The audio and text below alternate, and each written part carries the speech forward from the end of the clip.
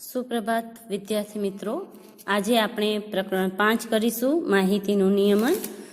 માહિતીના નિયમનની અંદર જે વિવિધ માહિતીઓ આપણે એકઠી કરીએ છીએ એને દર્શાવવાની જે અલગ અલગ રીતો છે એનો આપણે અભ્યાસ કરીશું કે માહિતી દર્શાવવા માટે આપણે જે વર્તુળ આલેખ એટલે કે પાઈ ચાર્ટ છે એનો ઉપયોગ કરી શકીએ છીએ, પછી આલેખ છે લંબ આલેખ એનો ઉપયોગ કરી શકીએ છીએ. આ ઉપરાંત જે આવૃત્તિ ચિહ્ન દ્વારા માહિતી દર્શાવવાની હોય એનો પણ આપણે એનો ઉપયોગ કરી શકીએ છીએ અને ચિત્ર આલેખનો પણ એનો આપણે ઉપયોગ કરી શકીએ છીએ. તો આ જે માહિતી દર્શાવવા માટે વિવિધ પદ્ધતિનો જે ઉપયોગ કરવામાં આવે છે એ કેવી રીતના કરવામાં આવે છે એ આપણે આ પ્રકરણની અંદર અભ્યાસ કરીશું. પ્રકરણ 5 માહિતીનું નિયમન. સૌપ્રથમ તો માહિતી એટલે શું? માહિતી એટલે કે આપણે રોજબરોજના જીવનમાં ઘણી બધી જે વિગતો એકઠી કરીએ છીએ એને તમે માહિતી કહી શકો છો. અહીં તમને આપેલી છે ઉદાહરણમાં કે છેલ્લી 10 ક્રિકેટ ટેસ્ટ મેચમાં બેટ્સમેને બનાવેલ રન, આવી જે વિગત છે એને પણ તમે માહિતી કહી શકો છો. આ ઉપરાંત છેલ્લી 10 વન ડે ક્રિકેટ મેચમાં બોલરે લીધેલી વિકેટો, તમારા વર્ગમાં ગણિતની એકમ કસોટીમાં વિદ્યાર્થીઓએ મેળવેલ ગુણ, તમારા દરેક મિત્રએ વાંચેલી વાર્તાની ચોપડીઓની સંખ્યા વગેરે. આવી તો અનેક જાતની માહિતી હોય છે, વિગતો હોય છે જે આપણે દરરોજ આપણા જીવનની અંદર ઉપયોગમાં લઈએ છીએ. હવે આ જે માહિતી છે એને બીજા જે છે એને આપણે જો સમજાવી હોય તો એ સરળતાથી સમજી શકે એ માટે માહિતીનું નિયમન કરવામાં આવે છે. એટલે કે માહિતી દર્શાવવા માટે વિવિધ જે રીતો છે એનો ઉપયોગ કરવામાં આવે છે. આ જે માહિતી છે એને તમે આલેખ સ્વરૂપે દર્શાવી શકો છો, અહીં લખ્યું છે આલેખ સ્વરૂપે. આ ઉપરાંત એને તમે ચિત્ર તરીકે પણ દર્શાવી શકો છો, ચિત્ર આલેખ તરીકે. પછી તમે પાઈ ચાર્ટ દ્વારા દર્શાવી શકો છો. તો આવી રીતના જે માહિતી આપણે કોઈ પણ એકઠી કરીએ એને તમે ઘણી રીતના અલગ અલગ રીતે રજૂ કરી શકો છો. અહીં તમે જોશો તો એક ઉદાહરણ આપ્યું છે. એ ઉદાહરણમાં માહિતી જે છે એ તમને ચિત્ર સ્વરૂપે આપેલી છે. એને ઇંગ્લિશમાં કહેવામાં આવે છે પિક્ટોગ્રાફ, જે ચિત્ર આલેખ તરીકે દર્શાવવામાં આવે છે. અહીં જે માહિતી છે એ જો તમે કોઈ પણ માહિતી ચિત્ર દ્વારા દર્શાવો તો કોઈ પણ અભણ વ્યક્તિ હોય એ પણ અહીં સમજી શકે. ક્યારે પણ અશિક્ષિત વ્યક્તિ હોય એને કોઈ પણ માહિતી સરળતાથી સમજાવી તો ચિત્ર દ્વારા સમજાવવામાં આવે છે. ચિત્ર દ્વારા સમજાવવામાં આવતી માહિતી કોઈ પણ વ્યક્તિને સરળતાથી સમજમાં આવી જાય છે. અહીં તમે જોશો તો આ જે માહિતી છે એ કાર છે એનું વેચાણ દર્શાવે છે કે ઉત્પાદન દર્શાવે છે કે કયા મહિનામાં કેટલી કારનું ઉત્પાદન કરવામાં આવ્યું છે. હવે અહીં જુલાઈ માસ છે તો અહીં 2 કાર આખી આપેલી છે અને 1 કાર છે અડધી આપેલી છે. અને અહીં ઉપરને આપણને આપેલું છે કે 1 કાર છે એ 100 કાર બરાબર છે. એટલે કે જો 1 કારનું પિક્ચર હોય તો એ 100 કાર થાય. તો અહીં તમને જોતા જ ખ્યાલ આવશે કે આ મહિનાની અંદર વધુ કારનું ઉત્પાદન થયું છે, 100, 200, 300 અને 400 કારનું. તો આવી રીતના જે ચિત્ર દ્વારા જે આલેખ અથવા તો માહિતી દર્શાવવામાં આવે છે એ લોકોને ખૂબ જ સરળતાથી સમજાઈ જાય છે. તો આ થયું માહિતીનું ચિત્ર આલેખ સ્વરૂપ. હજી આપણે જે માહિતીના બીજા સ્વરૂપ છે એનો અભ્યાસ કરીશું. અહીં માહિતીનું તમને બીજું સ્વરૂપ આપેલું છે લંબ આલેખ. લંબ આલેખ દ્વારા તમે માહિતી કેવી રીતના દર્શાવી શકો છો? તો અહીં એક આલેખ આપેલો છે જેમાં નીચે જે છે એ વર્ષ આપેલા છે અને ઉપર અહીં ધોરણ 8ના વિદ્યાર્થીઓની સંખ્યા આપેલી છે કે ધોરણ 8ના વિદ્યાર્થીઓ છે 2003 અને 4ની અંદર 100 હતા. પછી 4 અને 5 વર્ષની અંદર જે હતા એ 200 હતા. તો આ જે છે એ આલેખ દ્વારા આપણે જોઈએ તો ખૂબ જ સરળતાથી આપણે સમજમાં આવી જશે કે 2007 અને 8ના વર્ષની અંદર જે ધોરણ 8ના વિદ્યાર્થીઓની સંખ્યા છે એ ખૂબ જ વધુ છે. અને સૌથી જો ઓછી સંખ્યા હોય તો 2003 અને 2004માં છે. તો આવો જે આલેખ હોય એને લંબ આલેખ અથવા તો દંડ આલેખ કહેવામાં આવે છે. એવી જ રીતના હજુ બીજો એક આલેખનો પ્રકાર છે જેને દ્વિલંબ આલેખ કહેવામાં આવે છે, જ્યાં 2 આલેખો સાથે દોરવામાં આવે છે અને પછી એ આલેખોની સરખામણી કરવામાં આવે છે. અહીં તમે જોશો તો તમને વિદ્યાર્થીઓએ મેળવેલ ગુણ આપેલા છે અને એ ગુણમાં 2005 અને 6ના વર્ષના છે અને 6 અને 7ના વર્ષના છે. 2 વર્ષના છે, એક 2005-6નું વર્ષ અને બીજું 6 અને 7નું વર્ષ. હવે તમે અહીં જોશો તો અહીં બધા વિષયના ગુણ આપેલા છે કે હિન્દીમાં કેટલા આવ્યા હતા, અંગ્રેજીમાં વિદ્યાર્થીએ કેટલા મેળવ્યા હતા, વિજ્ઞાનમાં કેટલા મેળવ્યા હતા, સામાજિક વિજ્ઞાનમાં કેટલા મેળવ્યા હતા. હવે અહીં આપણે આ આલેખ જોઈએ તો ગણિત શાસ્ત્રની અંદર એટલે કે ગણિત વિષયમાં 2005-6ની અંદર 30 ગુણ આવ્યા હતા, વિદ્યાર્થીઓએ મેળવેલ ગુણ 30 હતા, જ્યારે અહીં 6 અને 7ની અંદર એ જે છે એનાથી ડબલ થઈ ગયા છે એટલે કે 60 ગુણ એને મેળવ્યા છે. કોઈ પણ વિદ્યાર્થીનો જો આ લંબા આલેખ દોર્યો હોય તો એના આધારે એના ગણિત વિષયની અંદર એની પ્રગતિ થઈ છે. એવી રીતના સામાજિક વિજ્ઞાનમાં પણ એને પ્રગતિ કરી છે, એના પછીના વર્ષની અંદર એને વધુ માર્ક્સ છે, વિજ્ઞાનમાં પણ એને વધુ માર્ક્સ છે. અંગ્રેજીમાં જે છે એના માર્ક્સ ઓછા થયા છે, પહેલા જે હતા એના કરતાં ઓછા થયા છે, જ્યારે હિન્દીની અંદર એક જ સરખા માર્ક્સ રહ્યા છે બંને વર્ષની અંદર. તો આ જે છે એ માહિતી દર્શાવવા માટેના સાધનો છે. લંબા આલેખ છે, દ્વિલંબ આલેખ છે, ચિત્ર આલેખ છે. આ દરેક સાધનોની મદદથી આપણે વિવિધ પ્રકારની જે માહિતી છે એ દર્શાવી શકીએ છીએ. માહિતી દર્શાવવાની આવી જ એક બીજી રીત છે કે તમે આવૃત્તિ જે ચિહ્ન છે એની મદદથી પણ કોઈ પણ માહિતી દર્શાવી શકો છો. જેમ કે અહીં આપેલું છે કે કલા વિષયની અંદર કેટલા વિદ્યાર્થીઓને રસ છે, તો અહીં 7 વિદ્યાર્થીઓને છે, તો એના માટે તમે આવૃત્તિ ચિહ્નનો ઉપયોગ કરી અને દર્શાવી શકો છો. જ્યાં સુધી 4 હોય ત્યાં સુધી એને ઊભી લાઈન વડે દર્શાવવામાં આવે છે અને જેવો 5 નંબર આવે એટલે એ 4 ઊભી લાઈનને એની ઉપર એક આડી લાઈન કરી અને 5મો નંબર લખવામાં આવે છે. આવી રીતના જે આવૃત્તિ ચિહ્નો છે એનું 5-5નું ગ્રુપ બનાવવામાં આવે છે અને પછી દર્શાવવામાં એને આવે છે. તો આવી રીતના તમે આવૃત્તિ ચિહ્નની મદદથી પણ માહિતી દર્શાવી શકો છો. આપણે સાદી રીતે તો આવૃત્તિ ચિહ્ન દર્શાવી શકીએ છીએ, પરંતુ એનો વર્ગ પાડીને એટલે કે એના ગ્રુપ બનાવીને પણ આવૃત્તિ ચિહ્ન વડે એને દર્શાવી શકાય છે. જેમ કે અહીં વર્ગ પાડ્યો છે 0 થી 10 સુધીનો, એટલે કે 0 થી 10 સુધી જે વચ્ચે આવતા હોય કોઈ પણ સંખ્યા, એવી કેટલી સંખ્યા છે તો 2 છે. 10 થી 20 સુધીની જે કઈ પણ સંખ્યા હોય એવી કેટલી છે તો 5 અને 5 એવી સંખ્યા 10 છે. 20 થી 30 વચ્ચે સંખ્યા આવતી હોય એવી 5, 10, 15, 20 અને 21 છે. તો આવી રીતના કોઈ પણ માહિતી હોય એને તમે વર્ગ વડે પણ દર્શાવી શકો છો. જ્યારે માહિતી ઘણી બધી આપેલી હોય, ઘણા બધા નંબરની અંદર હોય, ત્યારે એક અહીં નંબર લખવો છે એ અઘરો પડે, ત્યારે માહિતી દર્શાવવા માટે એક એનો વર્ગ બનાવવામાં આવે જેમાં એક જ સરખું અંતર રાખવામાં આવે. જેમ કે 0 થી 10નો વર્ગ આપણે બનાવ્યો તો અહીં 10નું અંતર છે તો એના પછીનો વર્ગ બને એ 10 થી 20નો વર્ગ બને, પછી 20 થી 30નો વર્ગ બને. આવી રીતના 10-10નું અંતર રાખી અને એના વર્ગ બનાવવામાં આવે છે અને પછી એના આધારે માહિતી દર્શાવવામાં આવે છે. પ્રકરણ 5નું સ્વાધ્યાય 5.1 છે, એનો ત્રીજો દાખલો હવે આપણે કરીશું.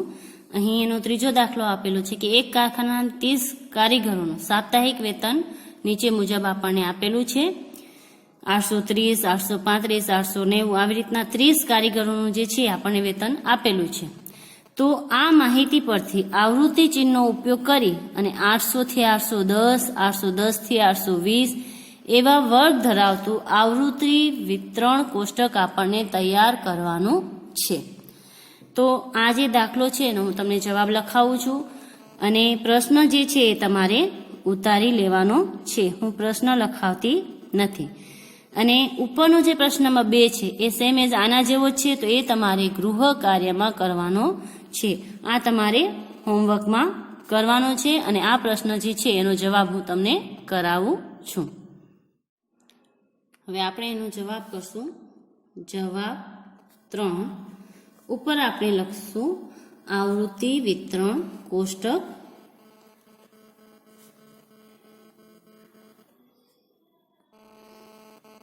જે આપણે અહીં બનાવીએ છીએ આવૃત્તિ વિતરણ કોષ્ટક. હવે અહીં મેં કોષ્ટક ડ્રો કર્યું છે.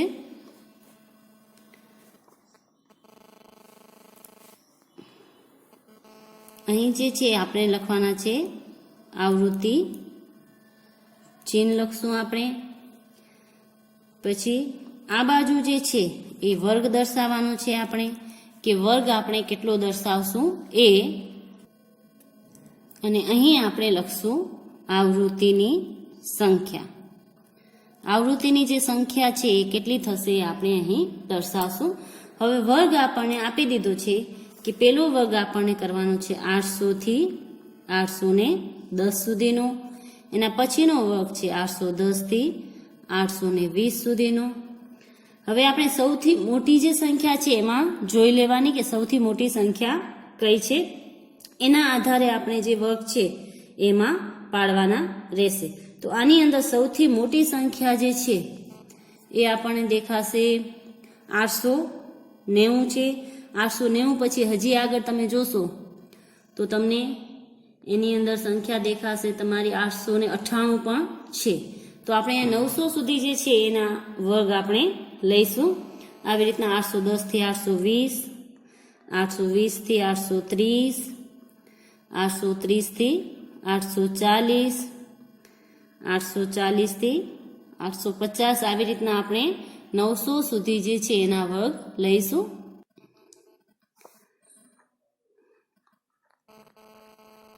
$860 થી 70, 70 થી 80, 80 થી 890, 890 થી અહીં આવશે 900. અહીં 900 સુધી જે છે આપણે એની સંખ્યા લીધી. આ લાઈન નીચે આવશે, મેં ઉપર દોરી નાખી છે એક લાઈન, તો અહીં આપણે ટોટલની એક લાઈન દોરી નાખશું નીચે. હવે 800 થી 810 ની અંદર કુલ કેટલી સંખ્યા આવેલી છે એ આપણને ગણવાની. જે સંખ્યા અંદર આપેલી છે એમાં તમારે ગણતા જવાની અને એની ઉપર જે છે એ લાઈન કરતા જવાની. એટલે એ લાઈન એ નંબર છે એ બીજી વખત આવે નહીં. તો અહીં આપણે જોશું તો 800 થી 810 ની વચ્ચે પેલી લાઈનની અંદર કોઈ પણ સંખ્યા જે છે એ આપણને દેખાતી નથી. બીજી લાઈનની અંદર તમને બીજા નંબર ઉપર 804 દેખાશે, 808 છે અને પછી છેલ્લેથી બીજા 806 છે. એટલે કે 3 સંખ્યા જે છે આપણને અહીં દેખાય છે. તો અહીં આપણે 3 આવૃત્તિ ચિહ્ન કરશું અને અહીં લખશું 3. 810 સુધીની લેવાની છે, એટલે આની અંદર 810 આવશે નહીં. 810 હોય તો એ આપણે અહીં લેવાના. એવી રીતના 820 હોય તો એ આપણને અહીં ગણવાના, આની અંદર ગણવાના નથી. હવે 810 થી 820 સુધીની સંખ્યા, તો પેલી જ લાઈનની અંદર 810 આવેલા છે તો એક આપણે એ લઈશું. એના પછી તમે આગળ જોતા જાઓ, આગળ જે બીજી લાઈન છે એની અંદર 812 આવેલા છે તો એ પણ લેવાશે. એટલે અહીં થશે 2 સંખ્યા. એટલે અહીં આપણે 2 આવૃત્તિ ચિહ્ન કરશું અને અહીં 2 કરીશું. એવી રીતના 820 થી 830 ની વચ્ચે માત્ર એક જ સંખ્યા આવેલી છે. 20 થી 30 ની વચ્ચે તો આપણે અહીં લખશું એક સંખ્યા જે 820 છે, એક જ આવેલા છે. 830 થી 840 ની વચ્ચે ઘણી બધી સંખ્યાઓ આવેલી છે તો એ દરેક તમારે ગણવાની છે. ટોટલ 9 સંખ્યાઓ છે. તો અહીં હું 9 કરીશ ને અહીં આવૃત્તિ ચિહ્ન 1, 2, 3, 4, 5 આવે એટલે આમ આડી લાઈન કરી નાખવાની. પાછું 6, 7, 8 અને 9 આવી રીતના આપણે આવૃત્તિ ચિહ્ન દર્શાવશું. એના પછી જે છે એ 840 થી 850 ની વચ્ચે 5 સંખ્યા આવેલી છે. સૌ પ્રથમ તમે ઈચ્છો તો અહીં નંબરની અંદર સંખ્યા લખી અને પછી પણ આવૃત્તિ ચિહ્ન કરી શકો છો. પછી અહીં 1 આવેલી છે, એના પછી અહીં 3 આવેલી છે. આવી રીતના તમે દરેકની લખી શકો છો અને પછી જો તમે ઈચ્છો તો પણ આવૃત્તિ ચિહ્ન દોરી શકો છો. હવે અહીં 5 છે તો 5 આપણે આવૃત્તિ ચિહ્ન દોરીએ તો 5, પછી અહીંયા 1, 2 અને 3, અહીં 1, અહીં 1 અને 1, 2, 3 અને 4. હવે આ જે સંખ્યા છે એનો આપણે ટોટલ મારીએ તો એ 30 થવો જોઈએ, કેમ કે કારખાનાની અંદર જે કારીગરો છે એ કુલ 30 છે. તો અહીં તમે કુલ સંખ્યા કરો તો એનો ટોટલ 30 આવવો જોઈએ. જો ના આવે તો આપણો જવાબ છે ક્યાંક ખોટો હશે, અથવા તો કોઈક સંખ્યા ડબલ વખત આવી ગઈ હશે, અથવા તો કોઈક સંખ્યા ઓછી ગણાણી હશે. તમે આનું ટોટલ મારી શકો છો. 3 ને 2 5 ને 10 15 ને 5 20 21 22 23 24 25 ને 4 30. તો આપણો જવાબ 30 આવી ગયો. એટલે આપણું જે આવૃત્તિ વિતરણ કોષ્ટક છે એ સાચું છે. તો આમ આપેલી માહિતીને તમે કોષ્ટક દ્વારા દર્શાવી શકો છો. હવે આપણે એ જ સ્વાધ્યાયનો પ્રશ્ન નંબર 5 જોઈશું. પ્રશ્ન નંબર 5 છે કે ચોક્કસ વર્ગના વિદ્યાર્થીઓ દ્વારા રજા દરમિયાન નિહાળેલ ટીવીના કલાકોની સંખ્યા આલેખ દ્વારા દર્શાવેલ છે. જેના પરથી નીચેના પ્રશ્નોના ઉત્તર લખો. અહીં તમને સામેના પેજ ઉપર એટલે કે પેજ નંબર 77 ઉપર એક આલેખ આપેલો છે અને એમાં જે વિદ્યાર્થીઓએ કેટલા કલાક ટીવી જોયું એ દર્શાવેલું છે. તો એ આલેખ જોઈ અને આપણે જે આ પ્રશ્નો છે એના જવાબ લખવાના છે કે સૌથી વધુ વિદ્યાર્થીઓએ કેટલા કલાક ટીવી જોયું. પછી કેટલા વિદ્યાર્થીઓએ 4 કલાક ઓછું ટીવી જોયું. અને ત્રીજો પ્રશ્ન છે કે કેટલા વિદ્યાર્થીઓએ 5 કલાકથી વધુ સમય ટીવી જોવામાં પસાર કર્યો. તો હવે આપણે આલેખ જોઈશું અને એના આધારે જે આ પ્રશ્નો છે એના ઉકેલ છે એના જવાબ છે આપણે મેળવીશું. હવે પ્રશ્ન નંબર જે 4 છે એ તમારે ગૃહ કાર્યમાં કરવાનો છે. અહીં તમારે જે પ્રશ્ન નંબર 3 આપેલો છે એને સ્તંભ આલેખમાં લખવાનો છે અને એના આધારે જે આ નીચેના પ્રશ્નો છે એના તમારે જવાબ આપવાના છે. તો પ્રશ્ન નંબર 2 અને 4 તમારે ગૃહ કાર્યમાં કરવાનો છે. હવે આપણે પ્રશ્ન નંબર જે 5 છે એનો જવાબ લખીશું. હવે આ આલેખ જોઈ અને આપણે પ્રશ્નોના જવાબ લખવાના છે. તો તમે પહેલો પ્રશ્ન છે સૌથી વધુ વિદ્યાર્થીઓ કેટલા કલાક ટીવી જોયું. તો અહીં વિદ્યાર્થીની સંખ્યા આપેલી છે અને અહીં આ જે છે કલાક આપેલા છે. તો આપણે અહીં સૌથી વધુ વિદ્યાર્થી જોઈએ તો 32 વિદ્યાર્થી છે કે 32 વિદ્યાર્થીઓએ સૌથી વધુ 4 થી 5 કલાક સુધી ટીવી જોયું છે. બીજો પ્રશ્ન છે એનો કેટલા વિદ્યાર્થીઓએ 4 કલાકથી ઓછું ટીવી જોયું હશે. અહીં 4 થી 5 કલાક છે તો 4 થી ઓછા કલાકમાં બધા વિદ્યાર્થીઓ આવી જાય. 4 થી ઓછા કલાકમાં એક આવશે 22 વિદ્યાર્થી, પછી આવશે 8 વિદ્યાર્થી અને પછી આવશે 4. આ ત્રણેય જે વિદ્યાર્થીઓની સંખ્યા છે એ 4 કલાકથી ઓછા ટીવી જોવાની અંદર આવી જશે. એટલે ટોટલ આપણા વિદ્યાર્થી થશે 22 ને 8 30 પ્લસ 4 34 વિદ્યાર્થીઓ એવા છે જેણે 4 કલાકથી ઓછો સમય સુધી ટીવી જોયું છે. પછી એનો પ્રશ્ન નંબર છે 3. તો પ્રશ્ન નંબર 3 તમને અહીં આપેલો છે કે કેટલા વિદ્યાર્થીઓએ 5 કલાકથી વધુ સમય ટીવી જોવામાં પસાર કર્યો હશે. હવે 5 કલાક જે છે આપણા અહીં આવે છે તો એના પછી 5 કલાકથી વધુ સમય કીધું છે. આપણે 5 કલાક સુધી નથી કીધું. એટલે એના પછીના જે આ 2 છે એટલા વિદ્યાર્થીઓ જે છે એ 5 કલાકથી વધુ સમય સુધી ટીવી જોઈ હશે. એટલે 8 પ્લસ 6 14 વિદ્યાર્થીઓએ 5 કલાકથી વધુ સમય સુધી ટીવી જોઈ હશે. તો હવે આપણે એનો જવાબ લખીશું. તમારે પ્રશ્ન લખી ને આ જે ગ્રાફનું ચિત્ર છે દોરવાનું છે અને પછી જ એના જવાબો છે એ લખવાના છે. હવે અહીં આપણે જવાબ કરીશું. સૌથી વધુ 32 વિદ્યાર્થીઓએ 4 થી 5 કલાક ટીવી જોયું. એના પછીનો બીજો પ્રશ્ન છે કેટલા વિદ્યાર્થીઓ 4 કલાકથી ઓછું ટીવી જોયું.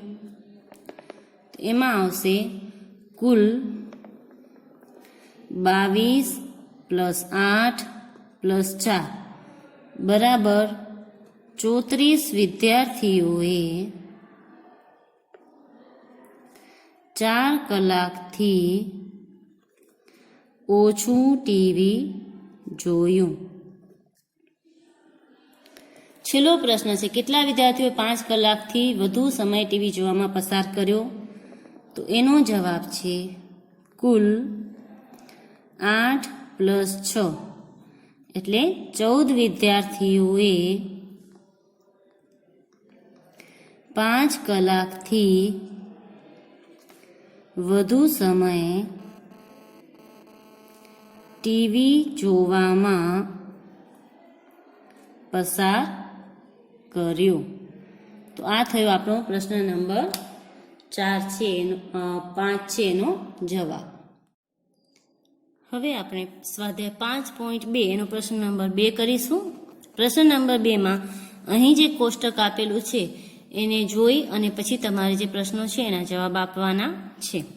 કે 360 લોકોને શિયાળો, ઉનાળો અને ચોમાસું એમ 3 ઋતુમાંથી પોતાની પસંદગીની ઋતુ માટે મત આપવા જણાવવામાં આવ્યું છે. અહીં કોને કઈ ઋતુ પસંદ છે એ અહીં દર્શાવવાનું કહ્યું છે. એવા કુલ 360 લોકો છે, જેમાંથી ઉનાળો જે છે એની પસંદગી 90 લોકોએ કરી છે, ચોમાસું જે છે 120 લોકોને પસંદ છે અને શિયાળો 150 લોકોને પસંદ છે. તો અહીં જે પ્રશ્ન છે એના ઉત્તર આપણે આના આધારે આપવાના છે. તો કઈ ઋતુને સૌથી વધુ મત મળ્યા? તો શિયાળો જે છે એ ઋતુને સૌથી વધુ મત એટલે કે 150 મત મળ્યા છે. દરેક ઋતુના વૃત્તાંશ માટે તેના કેન્દ્ર પાસેના ખૂણાનું માપ શોધો. તો અહીં આપણે એનું માપ શોધવાનું છે. કેન્દ્ર પાસેનું કેટલું માપ આવશે દરેક જે ઋતુ છે એના આધારે. અને પછી ત્રીજા પ્રશ્નની અંદર ઉપરોક્ત માહિતી દર્શાવતો પાઈ ચાર્ટ તૈયાર કરો. આ જે માહિતી દર્શાવતો એવો આપણે પાઈ ચાર્ટ દોરવાનો છે. તો હવે આપણે આનો જવાબ કરીશું. પ્રશ્ન તમારે લખી લેવાનો છે, આ કોષ્ટક પણ દોરી લેવાનું છે અને પછી જ એના પ્રશ્નોના જે જવાબ છે એ તમારે કરવાના છે. હવે આપણે પ્રથમ પ્રશ્નનો જવાબ લખશું કે કઈ ઋતુને સૌથી વધુ મત મળ્યા? તો અહીં આપણે જવાબમાં લખીશું કે શિયાળાની ઋતુને સૌથી વધુ એટલે કે 150 મત મળ્યા છે. બીજો પ્રશ્ન છે દરેક ઋતુના વૃત્તાંશ માટે તેની કેન્દ્ર પાસેના ખૂણાનું માપ શોધો. તો હવે સૌપ્રથમ જે છે એ આપણે જે ઋતુ છે એનો મતોનો સરવાળો કરવાનો. તો અહીં આપણે એનો સરવાળો કરીશું. સૌપ્રથમ કે જે કુલ મત છે, કુલ મત બરાબર 90 પ્લસ 120 પ્લસ 150 એટલે એનો આપણે ટોટલ મળ્યો 360. હવે આ જે 360 ટોટલ મળ્યો એના આધારે આપણે એના કેન્દ્રનું જે માપ છે એ આપણે શોધીશું કે કેન્દ્ર પાસેના ખૂણાનું માપ કેટલું હશે. તો સૌપ્રથમ આપણે અહીં લખશું ઋતુઓ. કઈ કઈ ઋતુ હતી આપણી પાસે? તો અહીં ઉનાળો છે સૌપ્રથમ, પછી ચોમાસું અને પછી આવશે અહીં શિયાળો.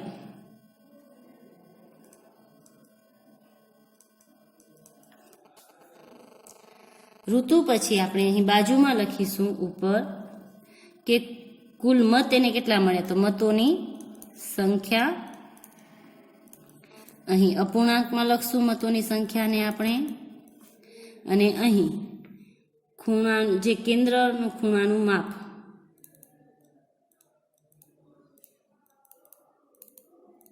અહીં આપણે દર્શાવશું કેન્દ્રના ખૂણાનું માપ. હવે ઉનાળાની અંદર જે આપણે મતોની સંખ્યા મળી હતી એ હતી 90. ચોમાસાની અંદર જે સંખ્યા મળી હતી એ હતી આપણે 120 અને શિયાળાની અંદર 150.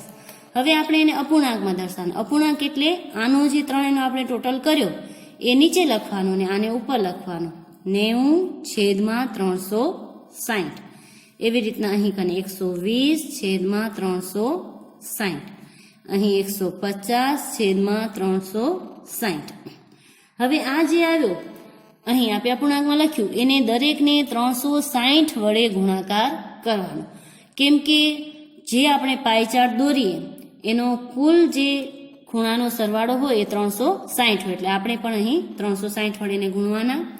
એટલે 90/360 ગુણ્યા આપણે કરવાના 360 એટલે 360 કટ થશે એટલે આ ખૂણાનું માપ આવશે 90°. આવી રીતના. એવી રીતના અહીં 120/360 ગુણ્યા 360 તો 360 કટ એટલે અહીં માપ મળશે આપણને 120°. અહીં 150/360 એને ગુણ્યા આપણે 360 કરીએ તો 360 કટ થશે અને અહીં જે માપ મળશે એ મળશે 150°. હવે જે તમારો ત્રીજો પ્રશ્ન છે કે આ જે આપણે માપ મળ્યા એના આધારે તમારે પાઈ ચાર્ટ દોરવાનો છે. પાઈ ચાર્ટમાં તમારે પહેલા આ ખૂણાના માપ દોરવાના અને પછી એના આધારે પાઈ ચાર્ટ દોરવાનો. પ્રશ્ન નંબર 3માં સૌપ્રથમ તમારે આવી રીતના એક સર્કલ દોરવાનું છે. પછી એમાં જે કેન્દ્ર હોય એ દર્શાવવાનું અને એનામાં કેન્દ્રમાં પછી જે તમારે છે એનાથી જેટલા ખૂણાના આપણે માપ આવ્યા હતા, એક 90° આવ્યો હતો, એક 120° અને એક 150° એ અહીંથી આપણને દોરવાના છે. તો સૌપ્રથમ હું 90° જે ખૂણો છે એ દોરીશ. એના માટે તમે આનો ઉપયોગ કરવાનો છે પ્રોટેક્ટરનો. અહીં તમારે સૌપ્રથમ કેન્દ્રથી લાઈન આવી રીતના સીધી કરી ને આપણે 90°નો ખૂણો દોરીએ. તમારે પેન્સિલથી દોરવાનો છે, હું બોલ પેનથી દોરું છું. તો 90°નો આપણે ખૂણો દોરશી. અહીં આ જે પોઈન્ટ હોય તમારું એ પોઈન્ટ ઉપર આવવું જોઈએ. આમ જે લાઈન હોય લાઈન ઉપર આવવી જોઈએ અને અહીં તમારે 90 જોવાના છે કે ક્યાં 90 આવે છે. તો 90 જે છે એ આપણા આવે છે અહીં કને. તો અહીં નિશાની કરી અને પછી સીધી લાઈન જે છે આ પોઈન્ટથી અહીં સુધીની દોરી નાખશું એટલે આપણો થશે અહીં 90°નો ખૂણો. આ થયો આપણો 90°નો ખૂણો જે દર્શાવે છે ઉનાળો. હવે આપણને દોરવાનો છે 120° અથવા તો 150°. બેમાંથી આપણે કોઈ પણ દોરશું એટલે ત્રીજો ઓટોમેટિક થઈ જશે. તો આને આપણે બુકને ફરાવીશું. હવે અહીં આપણે સર્કલ જે અહીં પોઈન્ટ છે એ રાખશું અહીં કેન્દ્ર ઉપર. આવી રીતના જે લાઈન આપણે 90° દોર્યો એના ઉપર આ લાઈન આવી જોઈએ. હવે આપણે 120 આની અંદર જોવાના છે અને અંદરની સાઈડના જોવાના, બહારની સાઈડમાં નહીં. તમને બંને સાઈડ જે છે એ નંબર આપેલા હશે, આપણે અંદરની સાઈડના જોવાના છે. તો 120 આપણા આવ્યા અહીં. તો અહીં હું લાઈન કરી નાખું છું. અંદરની સાઈડ પણ લાઈન હોય અને બહારની સાઈડ પણ લાઈન હોય છે. તમે બંનેમાંથી ગમે એ સાઈડ લાઈન કરી શકો છો. હવે એ લાઈનને હું આ કેન્દ્ર સાથે જોડીશ એટલે આપણને જે ખૂણો છે એ 120°નો મળી જશે. અને ત્રીજો જે ખૂણો છે એ તમારો થશે 150°નો. હવે આ આપણો થઈ ગયો પાઈ ચાર્ટ તૈયાર. હવે આ છે ખૂણો 90°નો એ આપણો દર્શાવે છે ઉનાળો. જે 120°નો ખૂણો છે આ એ આપણો દર્શાવશે ચોમાસું અને આ જે છે એ આપણો દર્શાવશે શિયાળો. તમે અહીં પણ 120° દોરી શકો છો. તો અહીં તમારો શિયાળો આવત. હવે અહીં આપણે ખૂણાના માપ લખવાના છે. 150°. આ જે છે એ તમારો 90° અને આ જે છે એ તમારો 120°. આ બધાનો આપણે ટોટલ કરીએ પાઈ ચાર્ટની અંદર એટલે કે વૃત્તાંશ, આને વર્તુળ પણ કહેવાય. આ વર્તુળના બધા ખૂણાનો ટોટલ કરીએ તો આપણો ટોટલ જે છે એ થશે 360°. તો આવી રીતના જે છે એ તમે પાઈ ચાર્ટ છે તૈયાર કરી શકો છો. તો આના પછીનો જે પ્રશ્ન છે પ્રશ્ન નંબર 3, એમાં તમારે પાઈ ચાર્ટ તૈયાર કરવાનો છે. તો પ્રશ્ન નંબર 3 છે એ તમારે ગૃહ કાર્યમાં કરવાનો છે. હવે આપણે સ્વાધ્યાય 5.3 જેમાં આપણે સંભાવનાના દાખલાઓ આપેલા છે એનામાંથી આપણે પ્રશ્ન નંબર જે 2 છે એનો ઉકેલ કરીશું.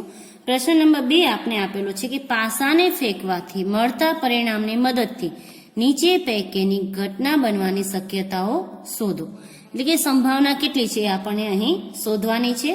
તો અહીં આપણે સૌપ્રથમ જવાબમાં લખશું કે પાસા ઉપર જે સંખ્યા આપેલી હોય, પાસો એટલે કે જે આપણે સાપ સીડી રમીએ અને જે કાંકરી આપેલી હોય એને પાસો કહેવામાં આવે છે. તો સૌપ્રથમ આપણે લખશું પાસા પર આવેલ અંકો. કયા કયા અંકો હોય છે પાસા ઉપર? તો 1, 2, 3, 4, 5 અને 6. કુલ 6 અંકો પાસા ઉપર આવેલા હોય છે. હવે એમાં આપણે પ્રશ્ન 1 કયો છે કે અવિભાજ્ય સંખ્યાઓ આમાંથી કેટલી છે? અવિભાજ્ય સંખ્યા. અવિભાજ્ય સંખ્યા આવેલી હોય એવી શક્યતા કેટલી છે? તો અહીં તમે જોશો કે અવિભાજ્ય સંખ્યા જે છે એ 2, 3 અને 5 કુલ 3 અવિભાજ્ય સંખ્યાઓ આવેલી છે પાસા પર. 2, 3 અને 5. તો અહીં આપણે લખી શકીએ કે પાસા પર કુલ 3 અવિભાજ્ય સંખ્યાઓ આવેલી છે.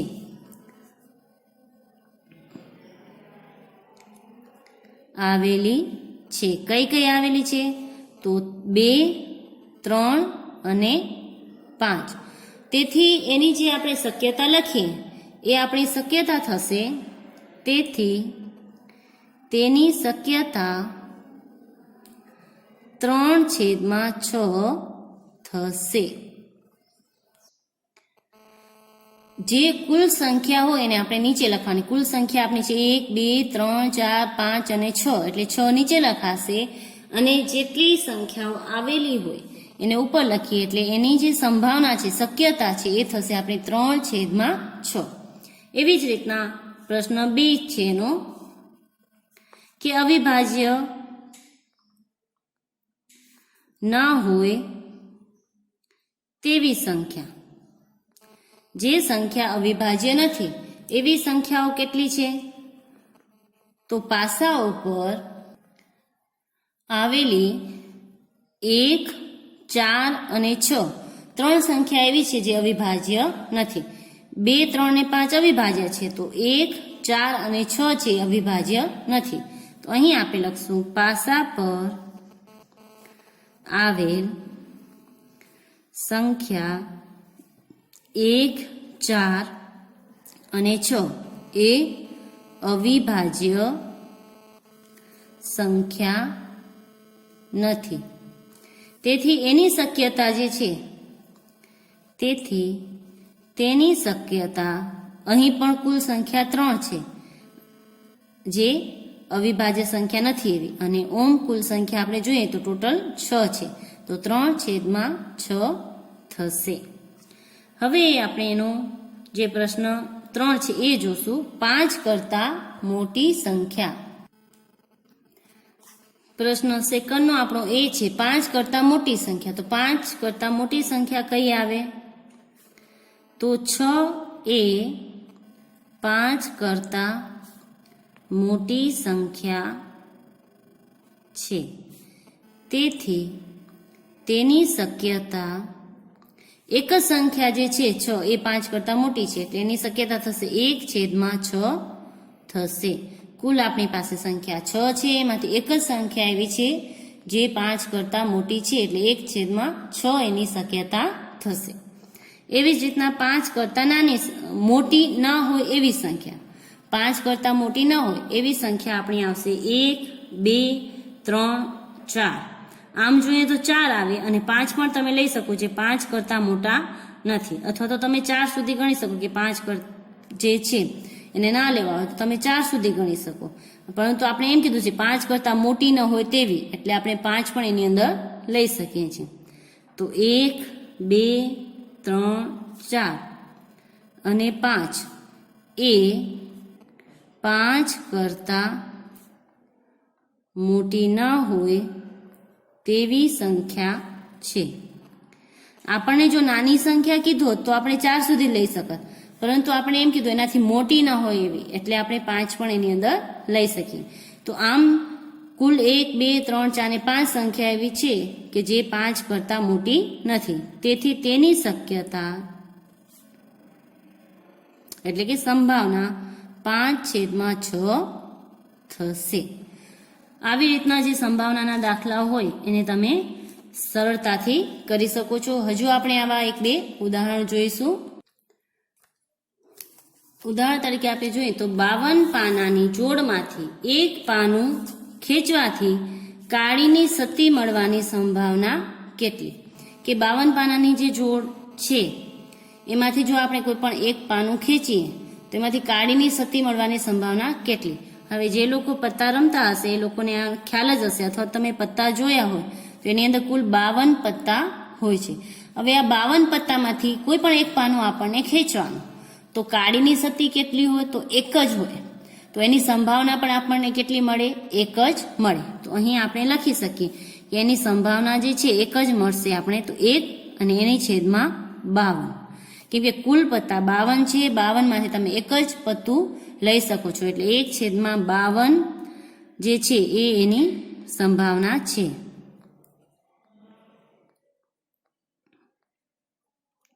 એવી જ રીતના બીજો પ્રશ્ન છે, 52 પાનાની જોડમાંથી એક પાનું ખેંચવાથી લાલની દસી મળવાની સંભાવના કેટલી? તો લાલની દસી જે છે એ 52 પાનાની અંદર 1 જ આવેલી હોય, તો અહીં પણ જવાબ આપણને મળશે 1/52. એ એની સંભાવના છે. હવે અહીં જો તમને એમ સ્પેશિયલ લાલની ના દીધું અને ખાલી એમ લખ્યું કે દસી મળવાની સંભાવના કેટલી, આ કટ કરેલું હોય, 52 પાનાની જોડમાંથી એક પાનું ખેંચવાથી દસી મળવાની સંભાવના કેટલી, તો આનો જવાબ આ ન આવે, કારણ કે કુલ દસી છે એ પત્તાની અંદર 4 હોય, તો 4 દસી હોય તો એની સંભાવના તમને 4/52 મળી શકે. કેમ કે એક લાલની દસી હોય, એક કાળીની હોય, એક ચોકડીની હોય ને એક ફૂલીની હોય. જો સ્પેશિયલ તમને લાલની ના લખેલું હોય અને માત્ર એવી રીતના લખેલું હોય કે દસી મળવાની સંભાવના કેટલી, તો એનો જવાબ આવશે 4, કેમ કે કુલ 4 દસી હોય એટલે 4/52. બસ આજ માટે આપણે આટલું જ કરીશું. હવે તમે ગૃહ કાર્ય નોંધી લેશો.